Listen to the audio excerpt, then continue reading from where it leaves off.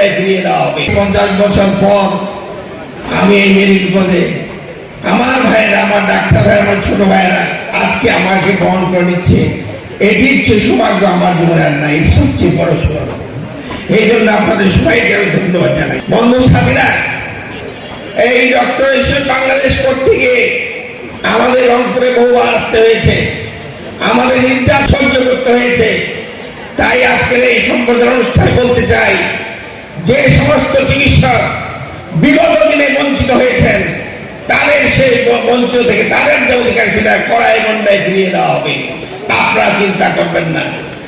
আর একটি আমাদের রংপুর মেডিকেলে এইখান থেকে বহু চিকিৎসকের জন্ম হয়েছে, ভালো ভালো চিকিৎসকের জন্ম হয়েছে। এই মেডিকেলকে বিশ্ববিদ্যালয়ে রূপান্তরিত করতে হবে। বিশ্ববিদ্যালয় হবে ইনশাল্লাহ। 5ই আগস্টের পথ পরিবর্তনের পর এই মিলনে আমি ঘোষণা করেছিলাম যে আমরা এই রংপুর মেডিকেল বিশ্ববিদ্যালয়ে পরিণত করবো। এতে যারা এখানে ছাত্র বা যারা ডাক্তার চিকিৎসক যারা আছেন সবাইকে আমাদের সরকারের কাছে এই বার্তাটি পৌঁছাতে হবে এবং আপনাদের ভাই আমি বার্তাটি পৌঁছাবো, সেই সংসদে আমি বলবো এবং আপনাদের সেই জন্য সজাগ থাকতে হবে।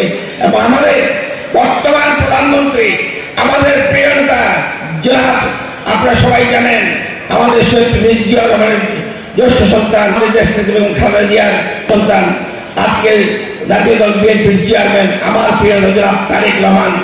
তারেক রহমানের কাছে আমরা এসব বাকি পৌঁছে দেওয়ার ব্যবস্থা করবো। রংপুরবাসী, রংপুর এলাকার চিকিৎসার জন্য, রংপুর মানুষের চিকিৎসা সেবার জন্য এই রংপুর মেডিকেল বিশ্ববিদ্যালয় করতে চায়।